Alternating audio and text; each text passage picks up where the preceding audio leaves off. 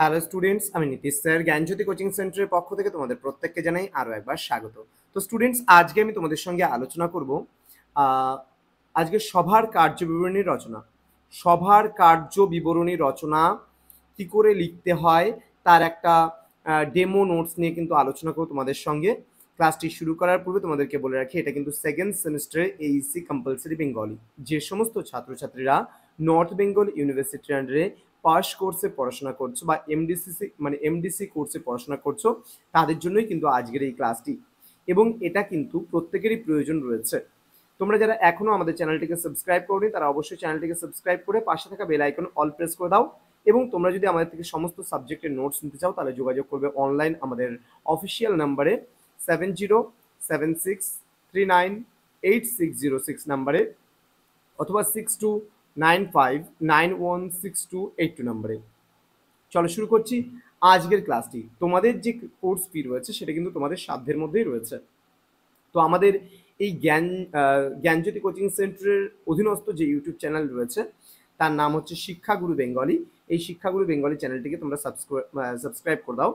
তার কারণ কিন্তু আমাদের এই যে চ্যানেলটা রয়েছে শিক্ষাগুরু বেঙ্গলি, এখানে কিন্তু সম্পূর্ণভাবে সমস্ত নোটস ওরিয়েন্টেড ক্লাসগুলো হবে।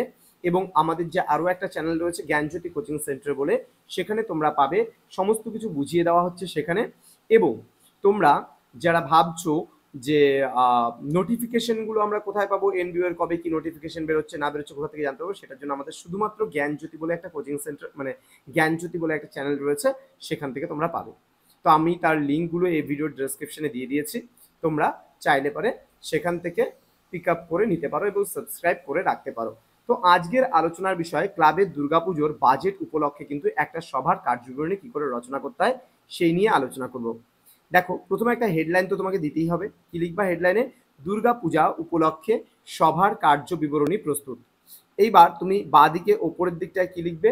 সভাপতি। সভাপতি লিখে অবশ্যই নিজের নিজের নাম দিয়ে দিবে, বা তুমি তোমার কাকা জেঠার নামও দিতে পারো সেখানে। সহসভাপতির একটা নাম দেবে যে কোনো তোমার পছন্দ মতো। সভার স্থান, কোথায় সভাটা হচ্ছে তার নাম অবশ্যই লিখবে। আমরা যেমন লিখেছি মিলন সংঘ ক্লাবের হল ঘরে। সময়, কটার সময় সেই সভা হলো সেটা অবশ্যই লিখবে, 4টা বা 4 ঘটিকা হইতে ইত্যাদিভাবে লিখবে। এবং ডান দিকে উপরে দেবে তারিখটা কিন্তু অবশ্যই দিতে হবে, সভা কবে অনুষ্ঠিত হলো সেই তারিখটা অবশ্যই দেবে, তা নাহলে কিন্তু প্রবলেম। এবার লেখাটা কি করে শুরু করবে দেখো। পদ্ম ইংরেজি 27শে মার্চ 2024 বিকেল 4 ঘটিকায় দয়ারাম জ্যোতির মিলন সংঘের ক্লাব ঘরে মাননীয় নীতিশ পাল মহাশয়কে সভাপতি নির্বাচন করে উপস্থিত সদস্যদের স্বাগত জানিয়ে সভার কাজ কিন্তু শুরু করা হলো, এটা লিখতে হবে। দেন উপস্থিত সভ্যগণের স্বাক্ষর বলতে এই যে সভাটা করা হয়েছিল সেখানে কারা কারা উপস্থিত রয়েছে তাদের সিগনেচারগুলো অবশ্যই এখানে পরপর নিয়ে নিতে হবে, এবং ব্র্যাকেটে অবশ্যই লিখে দিতে হবে কে সভাপতি এবং কে সহসভাপতি, এটা কিন্তু অবশ্যই লিখে দিতে হবে। আচ্ছা, এবার গৃহীত সিদ্ধান্ত বলে একটা পয়েন্ট করে কি কি সিদ্ধান্ত নেওয়া হলো সেটা অবশ্যই এখানে লিখতে হবে। যেমন দীর্ঘক্ষণ সবার কাজ চলার পর সকলের সম্মতিক্রমে নিম্নলিখিত সিদ্ধান্তগুলি গৃহীত হয়। যেমন এবারে দুর্গা প্রতিমা আনা হবে কুমোরটুলি থেকে এবং বরাদ্দ করা হয়েছে 40,000 টাকা।